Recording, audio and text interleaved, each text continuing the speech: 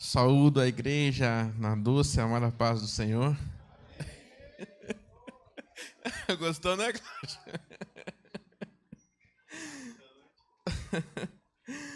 Quero convidar os amados a abrirem as suas Bíblias no livro que eu escrevi, né? No capítulo 15, um texto bastante conhecido, que é a parábola do filho pródigo. Lucas, capítulo 15, o verso 11 até o verso 32. Todos acharam? Diz assim a palavra. Continuou Jesus, falando. Certo homem tinha 2 filhos. O mais moço deles disse ao pai: Pai, dá-me a parte dos bens que me cabe. E ele lhes repartiu os haveres. Passados não muitos dias, o filho mais moço, ajuntando tudo que era seu, partiu para uma terra distante e lá dissipou todos os seus bens, vivendo dissolutamente. Depois de ter consumido tudo, sobreveio àquele país uma grande fome e ele começou a passar necessidade. Então ele foi e se agregou a um dos cidadãos daquela terra, e este o mandou para os seus campos a guardar porcos. Ali desejava ele fartar-se das alfarrubas que os porcos comiam, mas ninguém lhe dava nada. Então, caindo em si, disse: Quantos trabalhadores do meu pai têm pão com fartura e eu aqui morro de fome? Levantar-me-ei e irei ter com meu pai, e lhe direi: Pai, pequei contra os céus e diante de ti. Já não sou digno de ser chamado teu filho. Trata-me como um dos teus trabalhadores. E levantando-se foi para seu pai. E vinha ele ainda longe, quando seu pai o avistou, e compadecido dele, correndo, o abraçou e o beijou. E o filho disse: Pai, pequei contra o céu e diante de ti. Já não sou digno de ser chamado teu filho. O pai, porém, disse aos seus servos: Trazei depressa a melhor roupa, vestiu, ponde-lhe um anel no dedo e sandálias nos pés. Trazei também e matai o novilho cevado, comamos e regozijemo-nos.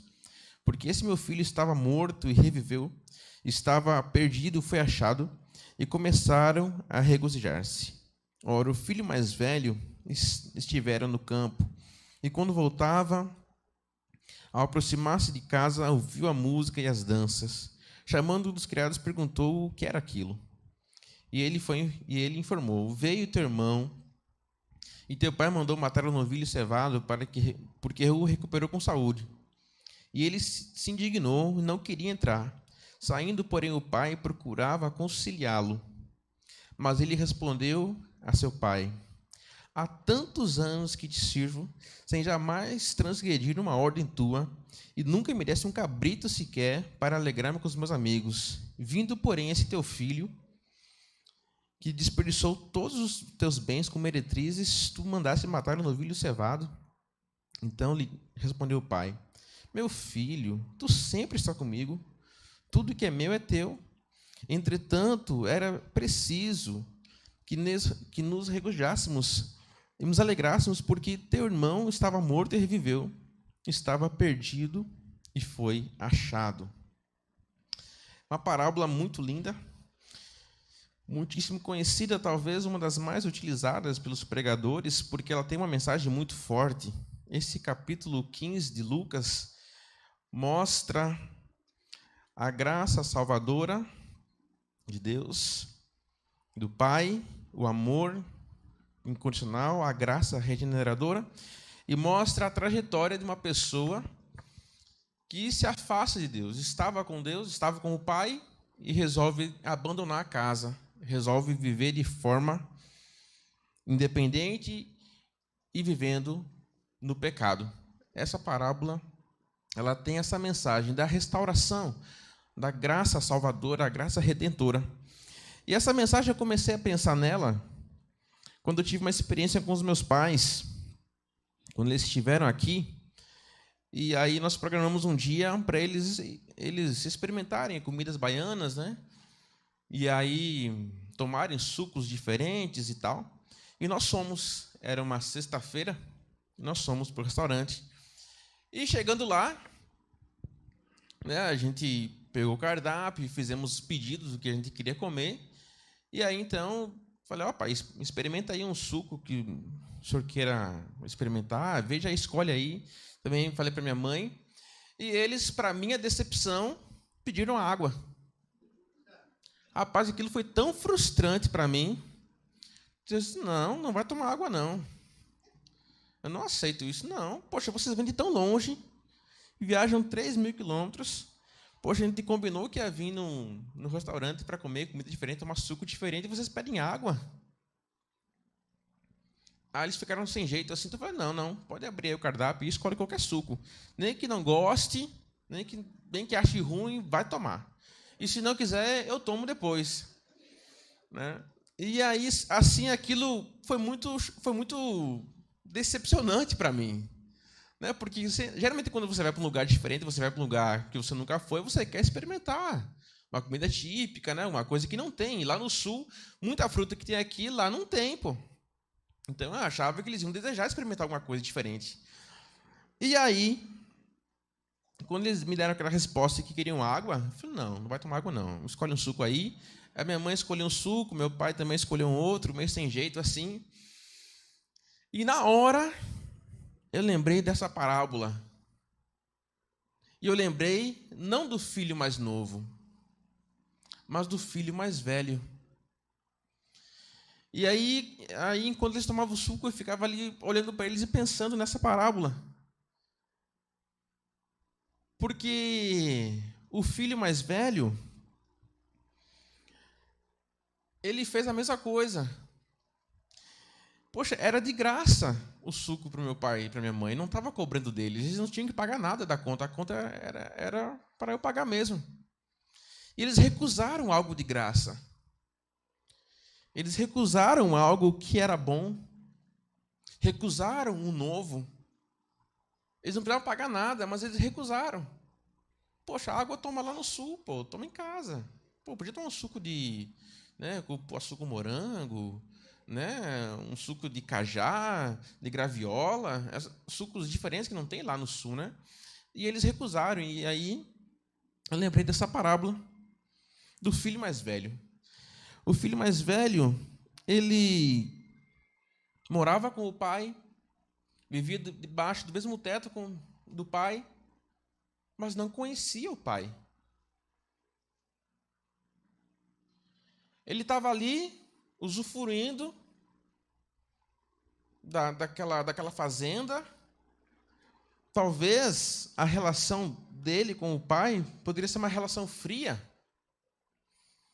né? Poderia ser uma relação distante, porque você percebe que o filho mais velho, ele não tem a mesma expectativa do pai.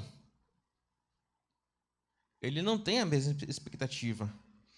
Ele tem seus muitos afazeres, tem seus muitos cuidados, e ele não sabe quem é o pai dele. O filho mais novo, embora ele tenha feito a besteira que foi, de ter abandonado o pai, ter saído de casa, ter gastado tudo que ele tinha ganhado, ele sabia quem era o pai dele.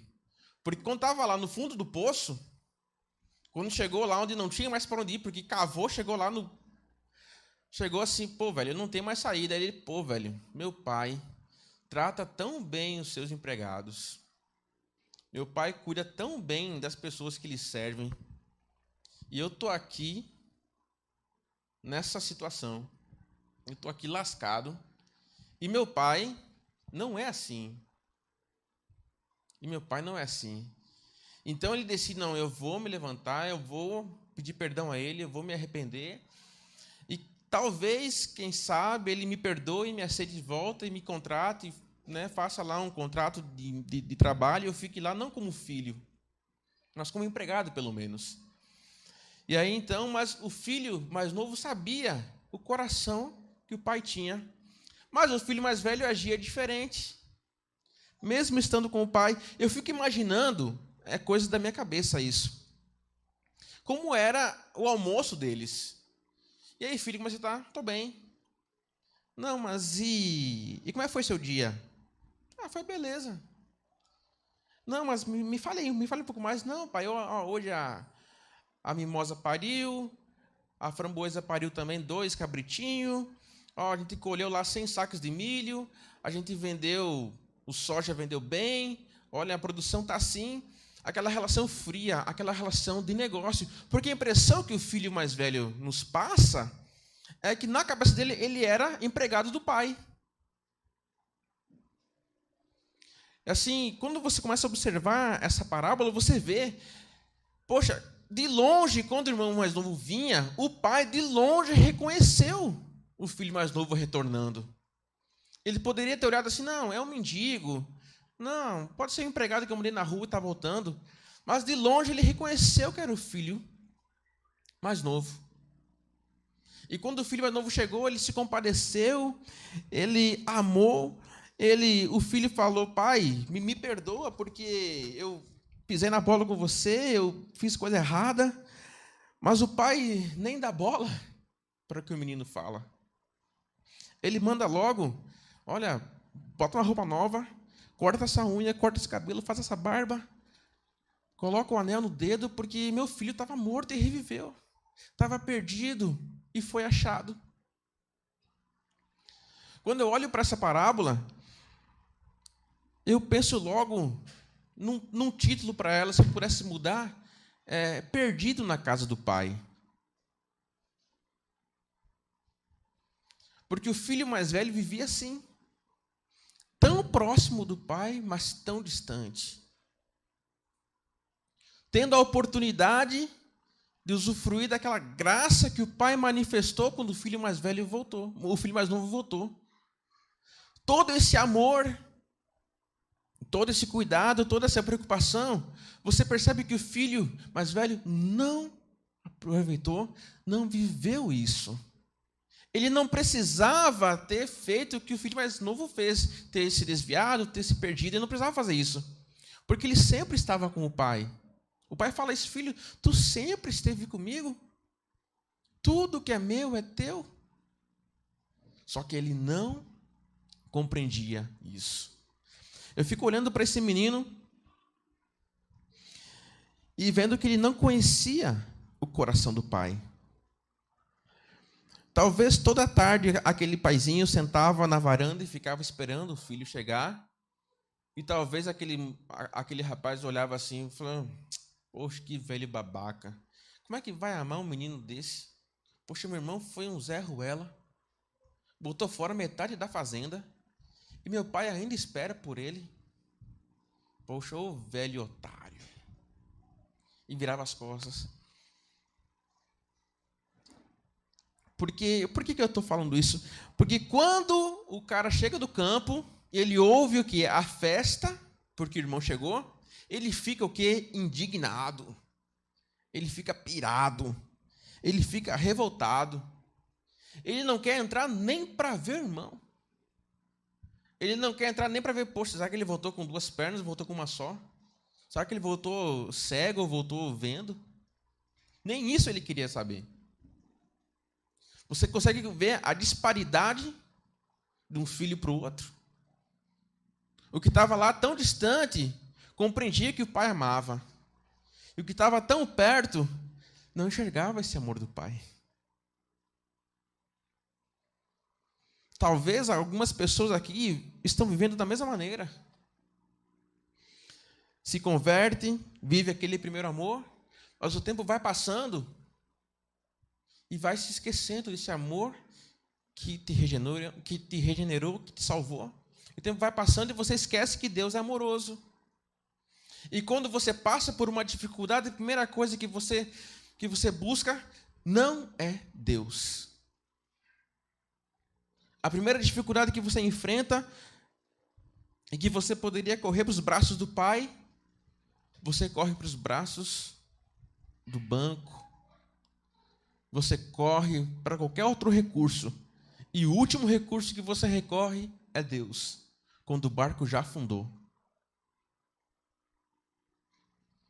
Talvez algumas pessoas aqui estão tão próximas da comunhão, das programações, do impacto, mas não tem a mínima noção do que é experimentar a graça salvadora de Deus, o amor incondicional do Senhor.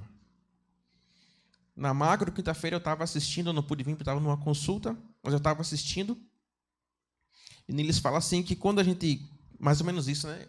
Quando a gente conhece Jesus, experimenta Jesus, o que a gente quer é passar Jesus para os outros, né? É não ficar com Jesus apenas para a gente. E quando a gente experimenta essa graça, experimenta esse amor, experimenta essa regeneração, a gente não quer ficar com isso para a gente quer que o outro também tenha a mesma oportunidade.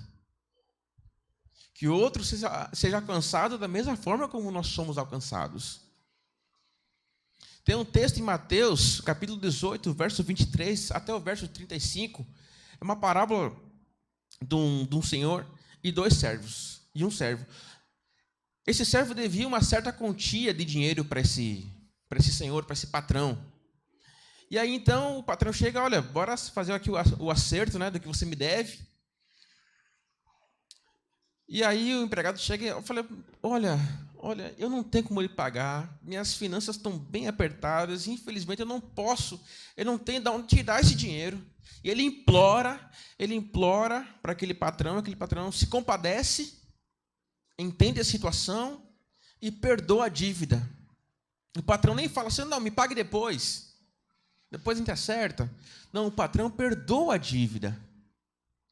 Aquele mesmo servo que foi perdoado a dívida, que foi agraciado pelo patrão, ele sai dali e no caminho para casa ele encontra um colega dele de trabalho que devia 1/10 do que ele devia para o patrão. E ele agarra esse colega, sufoca contra a parede, me pague, seu vagabundo, me pague, seu sacana. E ele começa a bater no cara, e o cara, olha, eu não tenho como lhe pagar, espera um pouquinho que eu vou lhe pagar, espera um pouquinho que eu vou lhe pagar. E ele não perdoa o colega. Manda prender, olha, não, esse cara aqui me deve, ó, bota na cadeia aí até ele pagar o último centavo. Ele tinha sido acabado de ser perdoado de uma dívida muito grande. Mas ele não compreendeu isso. Ele não compreendeu o quanto ele foi perdoado. E ele chega então para o seu colega e ferra com a vida do colega. Mas quem estava ali próximo viu a cena e ficaram muito tristes. Falei, rapaz, como pode um cara desse? Poxa, ele acabou de ter uma dívida aqui ó, de 100 mil reais perdoada. O chefe acabou de abençoar a vida dele. E ele agora chega diante de um amigo que deve bem menos e faz isso. Eles ficam muito tristes e voltam para o patrão e falam, olha, o senhor fez uma boa ação para fulano, mas fulano chegou lá e fez tal coisa para o colega dele. E então aquele senhor, aquele patrão fica revoltado e manda chamar ele de volta. Rapaz, eu perdoei a sua dívida. Eu ajudei você, por que você não fez o mesmo? E aí então você conhece o final da história. Manda prender, entrega ele para os soldados, manda prender até que se pague o último centavo daquela dívida.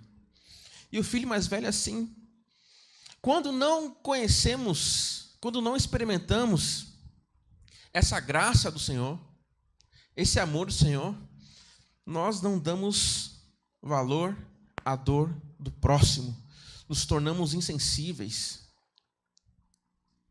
Quando nós não conhecemos esse amor de Deus, essa graça de Deus, nós não damos valor à vida.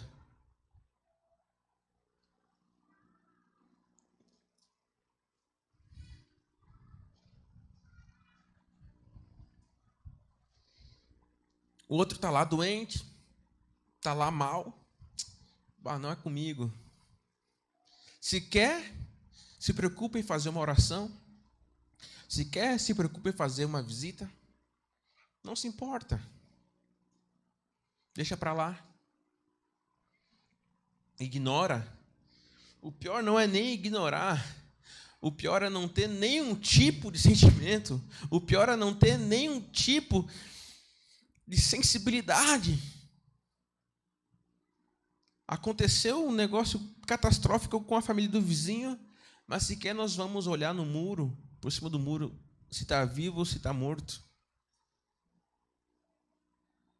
Quando nós não experimentamos, nós não temos essa experiência real com o amor de Deus, nós se tornamos frios e insensíveis. O filho mais velho, ele parece não se importar com a dor do pai. Com certeza, aquele coroa ficava ali, aquele senhor ficava ali, aguardando a volta do filho, talvez orando pelo filho. Só que aquele cara estava indiferente com a situação. Estava indiferente. E o pai queria mostrar para ele: meu filho, a vida do seu irmão vale mais do que a fazenda. A vida do seu irmão vale mais do que o gado que a gente cria. Entenda, ele voltou vivo para casa. Ele está conosco novamente. Só que o sentimento de raiva, de injustiça do filho mais velho não deixava ele compreender essa graça. Ele foi tomado por aquele sentimento de injustiça que cegou ele de uma maneira que o pai insistia com ele e falava: meu pai, eu te sirvo há tanto tempo, estou aqui trabalhando para você há tanto tempo e nem um cabrito você me deu. Agora vem esse cara, esse teu filho, não chama nem de irmão, olha, vem esse teu filho que desperdiçou o teu dinheiro com tudo que era de pior nesse mundo, e você perdoa ele. E você pegou o melhor do gado que a gente tinha, o novilho que a gente estava guardando para o Natal, que ia vir toda a família, você pega e você mata esse boi. Poxa, por que você faz isso? E o pai: meu filho, não pense dessa maneira não. O outro boi, a gente engorda outro boi, não tem problema não. Esquece esses negócios. Veja o quanto o teu irmão é valioso. Veja o quanto o teu irmão é precioso.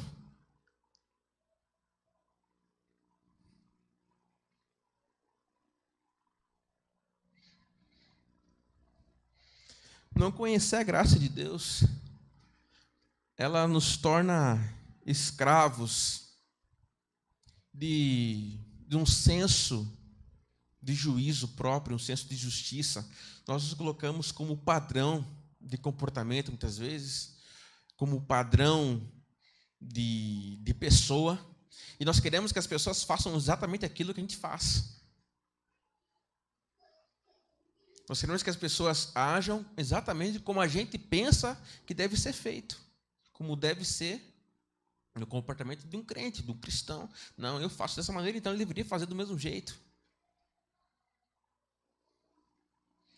Porque aquele moço mais velho, ele mostra, ele representa isso. Eu não pequei, eu não saí de casa, eu não fiz nada.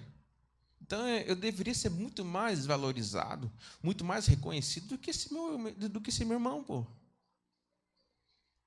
Ele está falando isso para o pai. Você não me reconhece. Você não vê o meu esforço. Você não vê a minha performance, você não vê o meu rendimento aqui dentro. E quando nós não conhecemos a graça de Deus, nós achamos que tudo que fizemos, tudo que Deus quer, é que a gente ganhe na força do braço. A gente quer agir e a graça de Deus na nossa cabeça passa a ser tipo assim: é resultado daquilo que eu faço. Opa. Quase caí aqui agora. Que aquilo que eu ganho do Senhor é fruto do tanto que eu me esforço, do tanto que eu me dedico. Aí o que acontece? Quando a gente dá uma bola fora, a gente peca, Deus não me ama mais. E eu não presto mesmo. Poxa, Deus está distante de mim. E nós começamos a agir dessa maneira. O tanto que Deus nos ama é o tanto que eu consigo fazer alguma coisa para Ele. E é justamente o contrário. Nada que a gente faça é suficiente para compensar o que Deus fez por mim e por você. A graça que nos foi alcançada jamais poderá ser paga. O sacrifício que Cristo fez, nós jamais conseguiremos compensar isso de alguma maneira. O nosso bom comportamento, as nossas boas intenções, as nossas boas atitudes não valem de nada.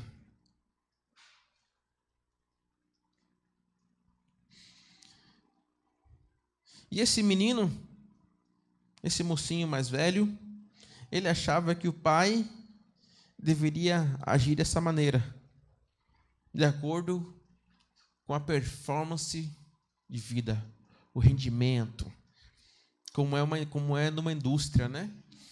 Lá onde eu trabalho, nós temos lá os indicadores e as metas que nós temos que bater.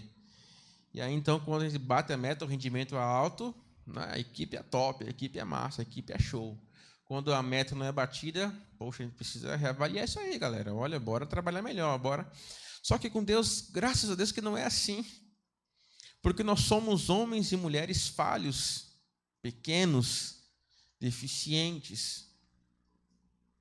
E Deus, conhecendo essa nossa pequenez, Ele nos agracia com o seu amor. Ele fala assim, filho, se você pecar, nós temos um advogado junto ao Pai que intercede por vocês. Eu te dou um auxílio que se chama quem? O Espírito Santo. Na nossa fraqueza, Deus nos torna fortes.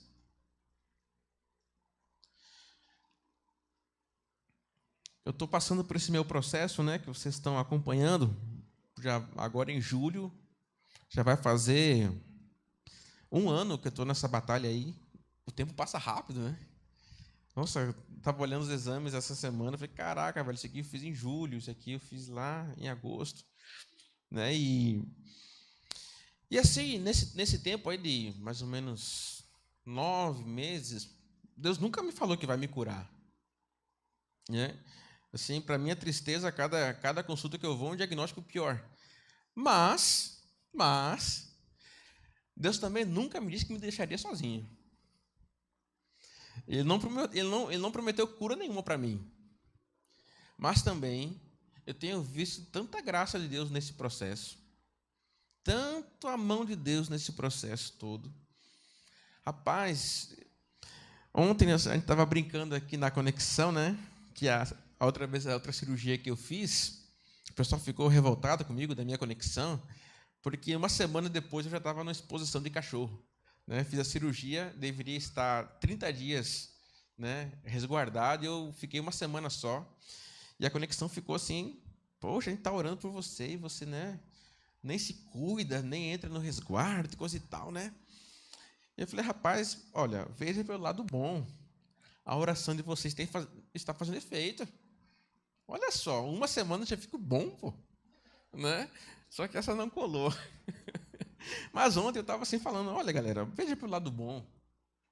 Não seria pior se eu estivesse numa cama debilitado, vocês tendo que ir lá no meu canil para limpar cocô de cachorro? Não seria pior?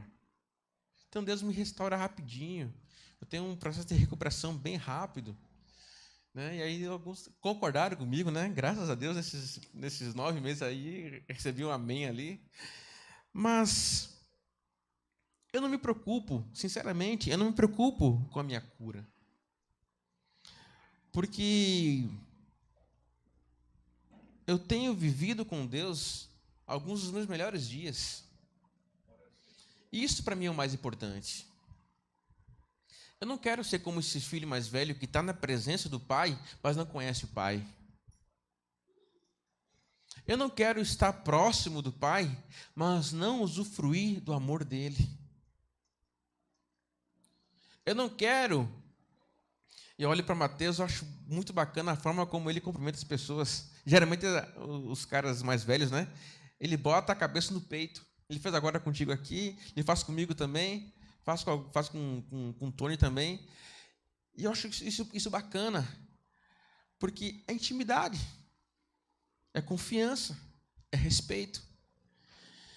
E eu não quero ser como esse filho mais velho, que tem a oportunidade de conhecer mais o pai e não conhece. Meu desejo é que, se você se vê como o filho mais velho que está próximo do pai, mas não experimenta o pai, que hoje você conserte esse caminho.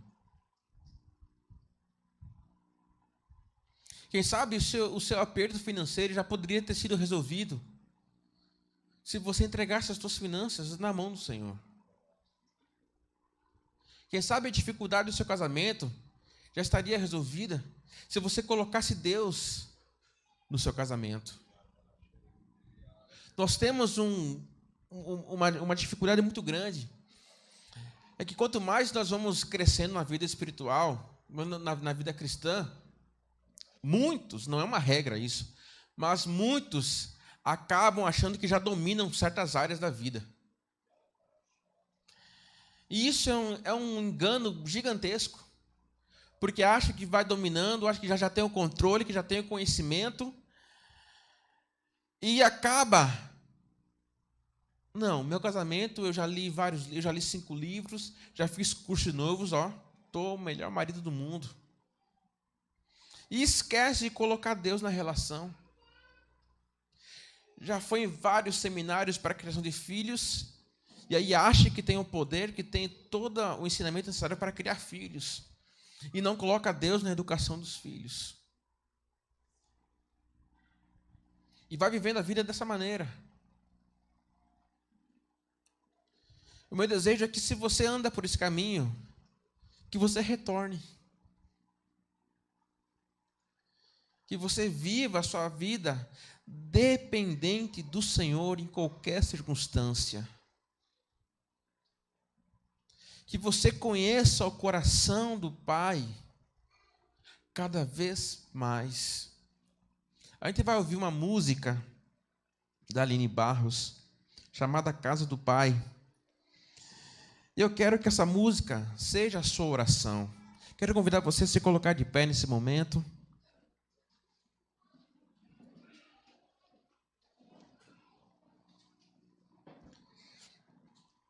E enquanto essa música toca, eu quero que você sonde o seu coração.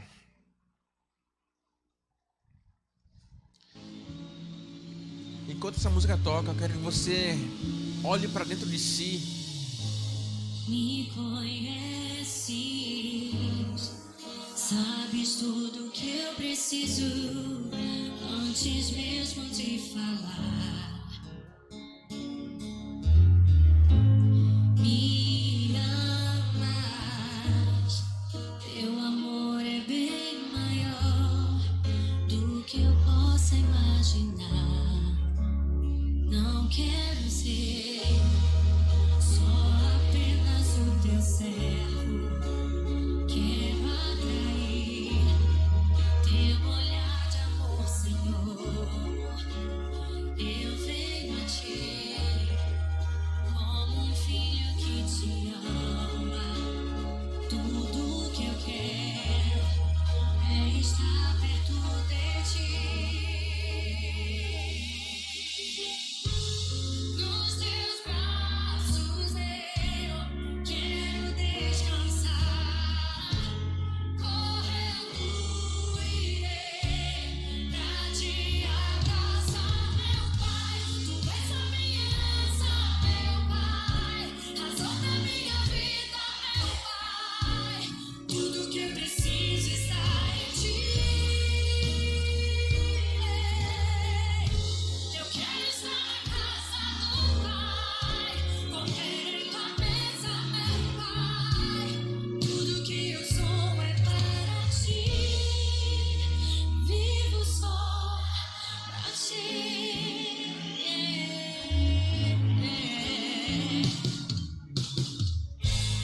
Me conheces, sabes tudo que eu preciso antes mesmo de falar. Levante as suas mãos aos céus, declare o seu amor. Me amas, teu amor é bem maior do que eu posso imaginar.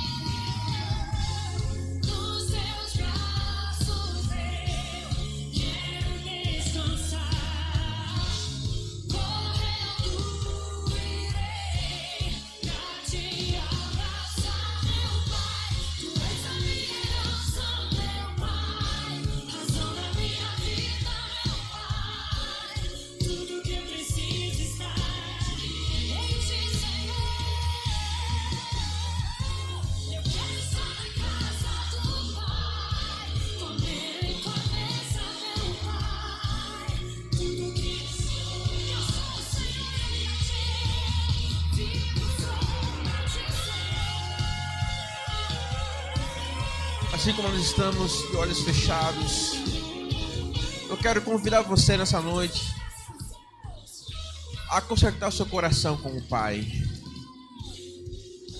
Talvez você tenha vivido dias difíceis, tenha vivido dias que não esperava viver, e você está tão próximo do Pai, mas não consegue vê-lo, não consegue enxergar o teu Pai nessa situação. Quero convidar você a vir aqui à frente para orar comigo. Quero convidar você a orar comigo nesse momento e entregar o teu coração para o Senhor. Entregar o teu medo de confiar. Entregar o teu medo de acreditar que Ele ama. Entregar aquela tua dificuldade de ficar esperando uma resposta, a resposta não vir no seu tempo. Mas Ele está dizendo: filho, eu sempre estou contigo. Tudo que é meu é teu. Eu nunca te deixei só. Eu nunca te abandonei. Eu sempre estive ao teu lado.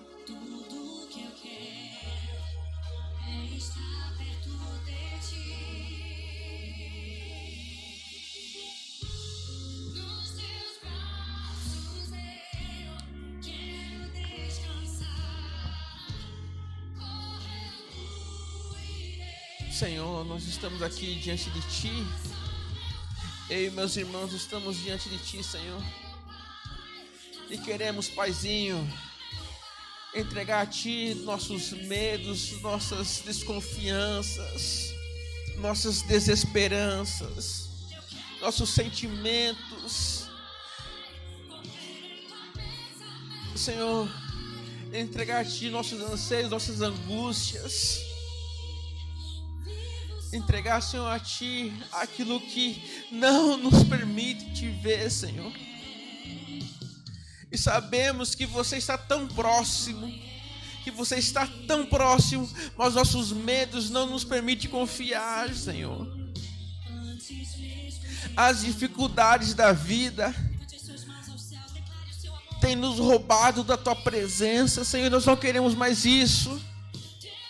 A partir de hoje, Senhor, nós queremos fazer diferente e ser diferente, Senhor.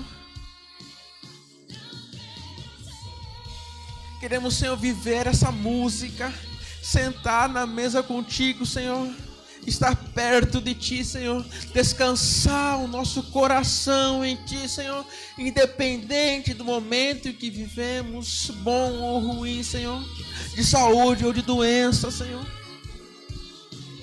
Queremos, Pai, derramar o nosso coração diante do Senhor. Queremos, Pai, confiar por inteiro em Ti, Senhor, e não confiar nas nossas forças, no nosso desempenho, Senhor. Queremos que Tu seja a nossa força, que Tu seja o nosso sustento, que os nossos olhos Te vejam, Senhor, todos os dias, que o nosso coração se alegre na Tua presença, que a gente conheça o Teu coração, Senhor, que a gente viva a Tua vontade, Jesus. A nossa vida é Tua, a Tua graça nos alcançou, o Teu amor nos restaurou, Senhor. Tu nos fez filhos e não bastardos. A Tua cruz, Jesus, nos reconciliou com o Senhor, nos salvou da perdição, nos tirou do charco do pecado, Senhor, e nos deu vida nova, nos deu vida em abundância, e nós queremos viver essa vida abundante que nos é prometida. A tua palavra nos garante que todas as bênçãos celestiais em Cristo Jesus nos são asseguradas. Não queremos ficar preocupados com o dia de amanhã, Senhor. Queremos entregar tudo a Ti. Tudo a Ti. Em nome de Jesus. Amém. Amém. Você pode voltar para o seu lugar. Glória ao Teu nome, Jesus. Glória ao Teu nome, Jesus. Quero convidar o pastor Niles. Glória a Deus pela vida de Lucas. E quem prega com autoridade é aquele que vive o que está pregando, né? Aí a autoridade é de quem vive, não de quem fala, né? Glória a Deus. Deus abençoe você, Lucas, que continue nessa pegada de fidelidade, de verdade, vida, verdade.